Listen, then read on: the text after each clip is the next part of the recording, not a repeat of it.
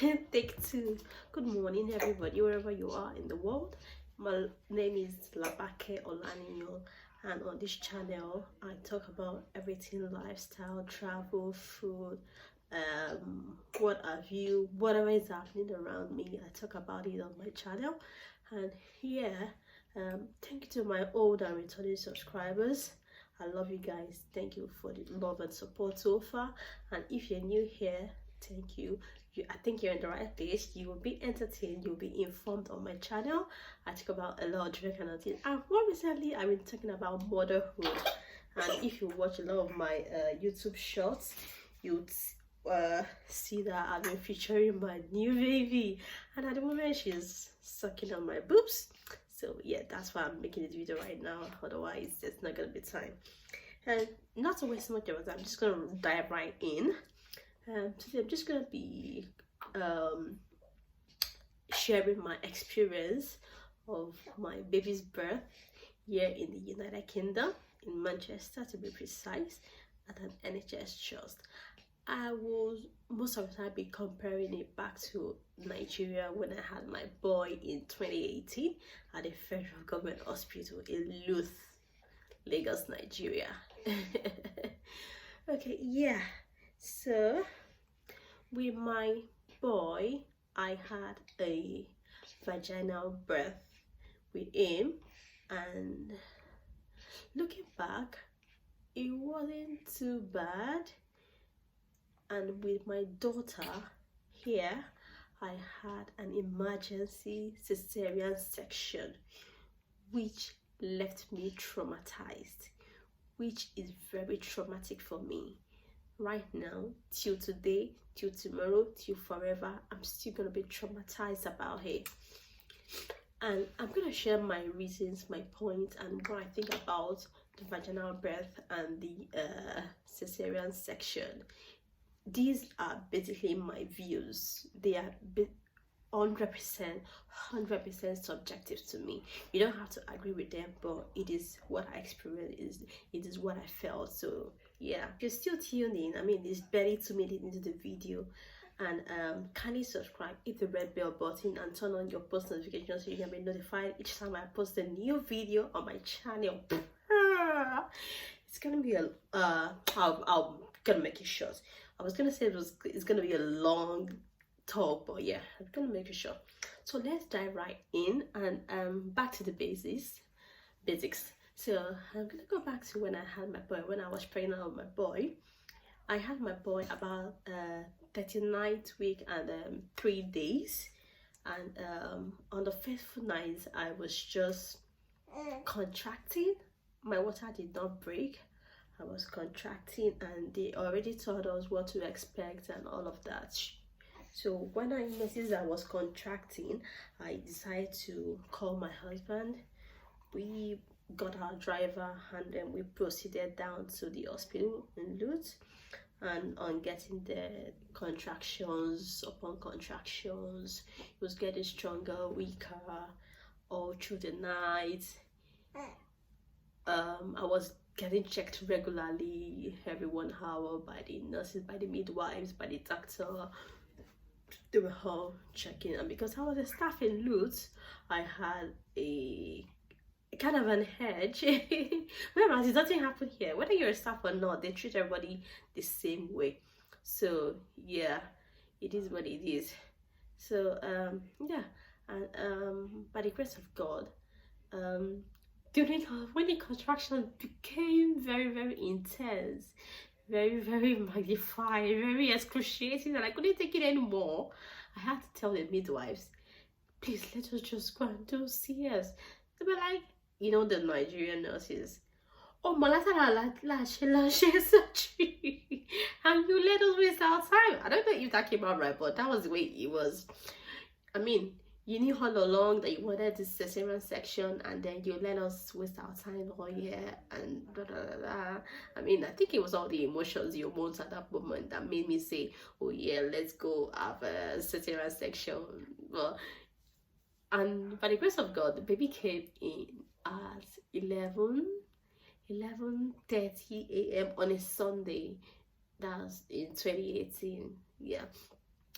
and I had a cut, not a tear.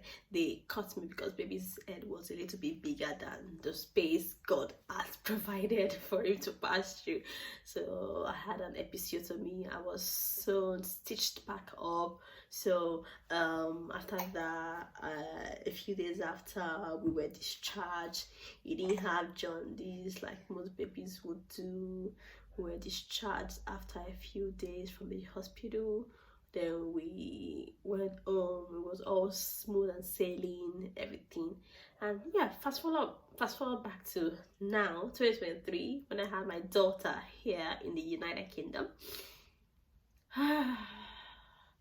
I hope I don't cry, but I'll try. Everything with Lavi. I hope you've subscribed. If you have not, kindly do. The baby's in my arms right now. She stopped sucking on my boobs, and yeah, I'll try to continue saying my gisting you guys how it happened. Okay, so yeah, with the pregnancy of my baby girl, she came at 40 weeks and 6 days. She was well past her due date. I'm gonna post a video of my humbling pregnancy experience with her. I've done the video. If you're new, just go subscribe after this one. Click on the link above to watch the video of my humbling pregnancy experience, how it was. She was well past the due date at 40th week and 6 days. You would not believe it. My mom had to come from Nigeria to help me, and what I found was that my mom was gonna get here after the baby. The date of arrival. This woman wasn't just ready. She was just waiting, very comfortable in my tummy for 40 weeks and 6 days. One more day and it would have been 41 weeks pregnancy. What the heck? And then she's cooing. Anyways, I give God all the glory anyways, we thank God. I got a boy, I got a girl, so what else are you looking for? Okay, yeah, so with our pregnancy, at my very last antenatal check, the midwife said that if I don't get contractions, because at that point I already passed my due date, she said if I don't get contractions in the next 24 hours, they already booked me for to induce me, so I already got a day for induction. So I went back home the following day, and every day I was doing a lot of things, stressing myself out. So every other day I was stressing myself out just so I can help her to make a way out, to help to start contracting so that she can come out, she can know it is time. What did I not do? I had regular sexual intercourse. I tried this, I tried that, a lot of different kind of things. Exercises? Oh no, don't tell me about it. But all in all, I was glowing all through the pregnancy. And fast forward to the night of May 29th, all through the day I've been getting funny movements that I could call contraction. Apparently they were all false contractions, the Braxton Hicks contractions. And yeah, so moving forward from there, until the night I was very uncomfortable. I called the hospital, feeling this way, that way. I described to them what I was feeling. They said it's not yet time. Has my water broken? No. Has this happened? No, it's not yet time. We don't want you to come to the hospital because the hospital is not very comfortable for you. If you come and it's not yet time, you just have to wait, sitting on the chair, and you don't have your family here. It's not going to be comfortable for you. Would rather want you to come after your water's broken. Call us back if there's any changes. Alright, so I dropped a call. Next few hours again, I was timing my contractions by that time. Next few hours, and mind you, the day before when I went for my antenatal appointment, the midwife checked, baby was in the normal position, head first. The head was gonna come out first from the midwife check. So Now, the following day at the night, when I was feeling very, very funny and everything was just happening all around, by this time my mom was already here, my husband was at home, my son was at home. It was at night, and my neighbor, bless her, she was always checking up on me. Is the baby coming yet? When is the due date? Are you gonna? Oh, bless her, I love her so much. She's a white lady. She got my baby some gifts actually, apparently. So that night I was just laying in bed, tired, feeling all of the constructions, everything was happening to me. Eventually I just said, poof! My water broke. I was on the bed. It was all over my bed. I immediately called my husband. I called the hospital. It's Abby. They already had my details on. My water just broke. And da da da da da da da. Okay, lovely. Can you find a way down to the hospital? How long is it gonna take you to get here? My bags were already packed. I have a video of what of packing your NHS bag in case you're wondering what to pack and you're in the United Kingdom. A link will be put up here also for that. Yeah. So and yeah, I grabbed my bag. My husband drove me down to the hospital. When we got there, contraction became intense. They put me in a room, in the labor room. Everything was getting checked up. When the midwife came to access everything, my pregnancy all through was midwife led. It wasn't doctor led because I didn't have any underlying conditions, no hypertension, no preeclampsia, nothing of such. So my pregnancy was monitored all through from start to finish by the midwives because I was in perfect health. All the glory to God. So by the time the midwife came to check me, to put her hands into my vagina, she said I was 5 centimeters dilated, and at that point my baby was gonna come in breech position. I said, what the F? Breech position? Baby was gonna come with legs first. Then she called the doctor to come and have a second opinion in case she's wrong about it. The doctor came, checked again, said the baby is in breech position. The legs are gonna come out first. And for some reason in the United Kingdom, I think they do not like to have the babies in that position because there's a chance that there could be a complication afterwards. But I've heard in some back at home in Nigeria, some people have their babies in the breech position. They come out with legs first. I mean, yeah, they've been told in stories and all that. So anyways, here they informed me right away, straight away, right there, that I'm gonna go in for emergency C-section right now. They brought all the documentation. At that point, my brain scattered, everything was just wrong with me. I was crying because I didn't want to have a C-section. I've never experienced it before. I didn't want to experience it in my life. I know the healing process is difficult, it's painful. I don't know if all of that was what affected my healing process. I do not know, but it was a very traumatic experience for me. Right there, I was in tears. I was signing the papers. My husband signed the papers. They took me from the labor room immediately to this theater. It was just a walk the next door, and in about 10 minutes she had already popped up my tummy. Baby was out. None of this, while they were doing their thing, I was just crying. I'll see if I can post some of the pictures from the labor room. My eyes were literally red from crying.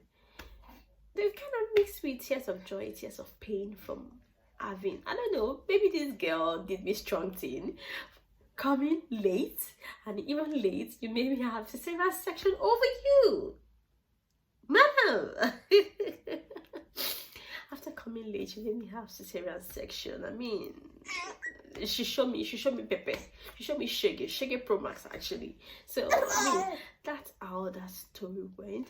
And in about 10 minutes, baby was already out, and then they took the placenta out, they cleaned up the baby a little bit, gave my husband the baby, and after a while, baby came to me. So comparing both pregnancies, I feel like my son is is very reserved plus A. He's very reserved, very quiet, very understanding, very relaxed boy. But compare with this madam that showed me shaggy. Coming late. After coming late, you made me go to have an emergency C-section over you. I think she's gonna be the exact opposite of my son. We don't know yet. But even then, 3 months old, she's showing me signs. She cries every time you drop her down like this. Yeah. Everybody in my neighborhood knows there's a baby there. There's a baby there. You drop her on the ground, on the bed, wherever, she's gonna start crying. She all likes this human body contact. That's why I'm coming out for this video. Otherwise, I wouldn't be able to make this video. She always likes to be with somebody. She always likes this human connection. And by the way, it's a rainy day here in Manchester.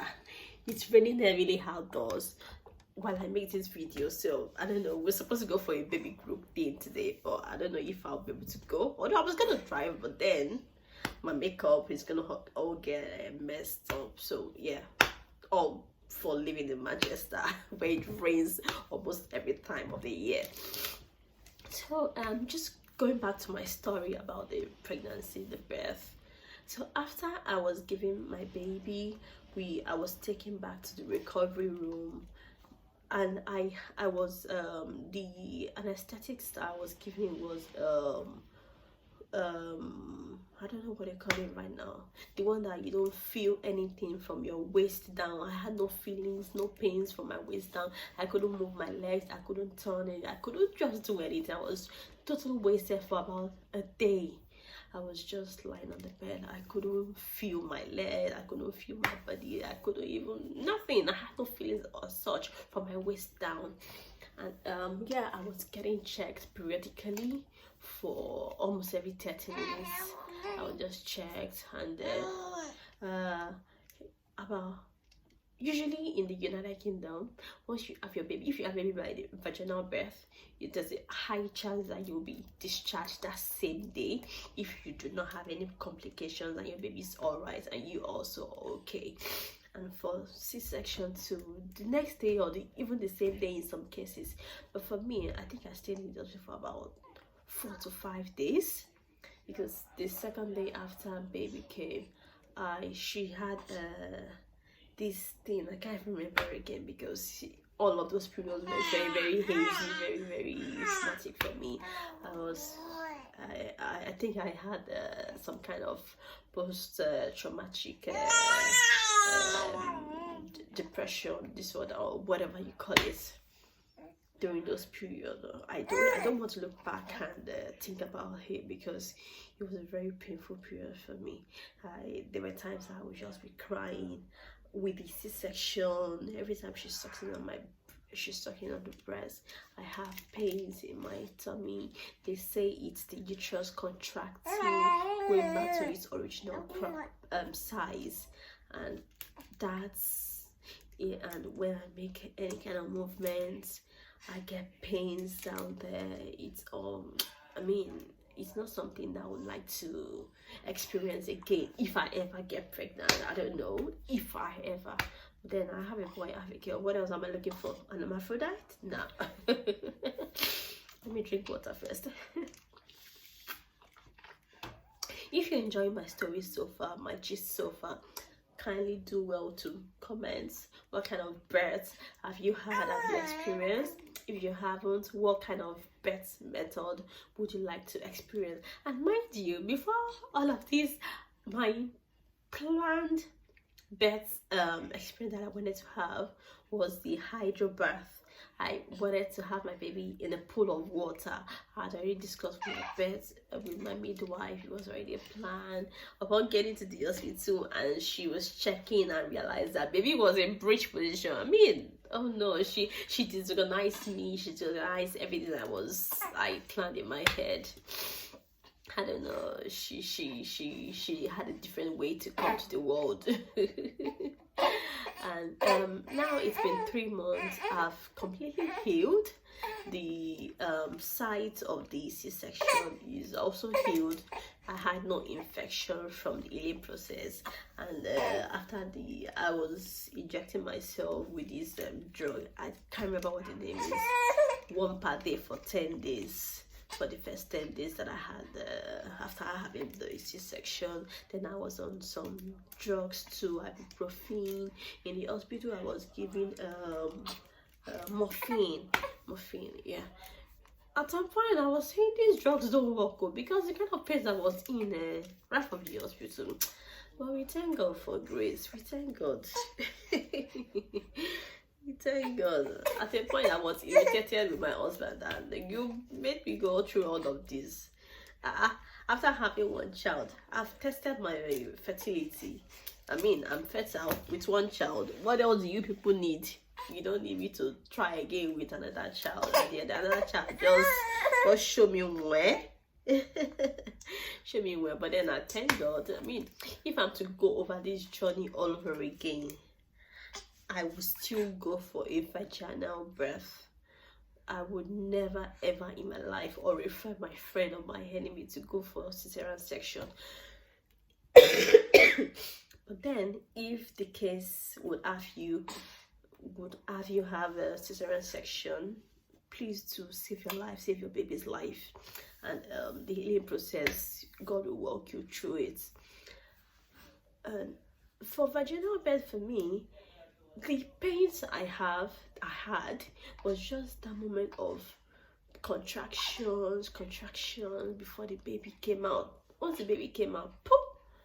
Once the baby popped out, no pains whatsoever again after.